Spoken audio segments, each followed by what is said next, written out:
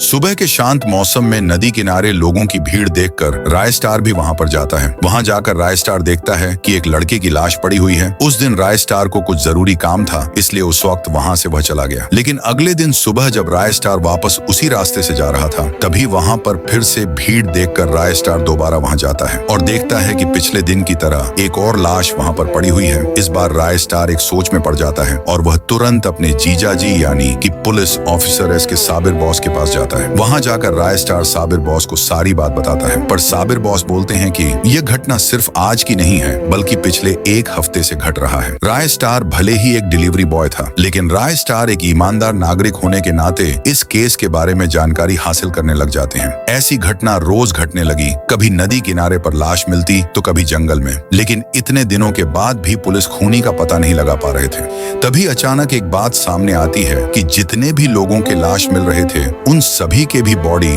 On organs यानी कि kidney, heart ये सब नहीं थे। और सोमवार के दिन जब एक और खून होता है, तब लाश के पास में पुलिस को छानबीन करते वक्त एक मुखौटा मिलता है। पुलिस अपने हिसाब से छानबीन कर रही थी इस मुखौटे के बारे में, पर इस मुखौटे के बारे में और ज्यादा जानकारी हासिल करने के लिए राय स्टार पास के ही गांव ढोलकपुर में जाता है। वहां के एक लेखक ने अपने किताब में इस मुखौटे के बारे में जिक्र किया है। वह लेखक राय स्टार को बताता है कि एक आदि मानव प्रजाति थी जो इंसानों को मारकर खाती थी, यानी कि नरभक्षी प्रजाति। वह प्रजाति का तो आज विलुप्त घट चुका है, तो फिर यह मुखौटा और मिलने का तो कोई जरिया ही नहीं बचता, क्योंकि वह सभी आदि मानव इस मुखौटे को पहनकर शिकार पर निकलते थे। राय स्टार तुरंत ही समझ गया कि उस मुखौटे को खूनी ने खुद ही फेंका था, हमारा ध्यान भटकाने के लिए। लगभग 2 हफ्ते तक यह लाशों का सिलसिला चलने के बाद अचानक एक दिन पुलिस के पास आकर एक आदमी यह पूरा गुनाह अपने सर पर लेता है। पुलिस भी उस आदमी को गुनहगार मान लेता है, लेकिन राय स्टार का मन नहीं मान रहा था। जो आदमी इतनी होशियारी से खून कर रहा था, वह आदमी अचानक अपना खुद का गुनाह क्यों कबूल करेगा। सबको लग रहा था कि खूनी पकड़ा गया तो कैसे खत्म हो गया,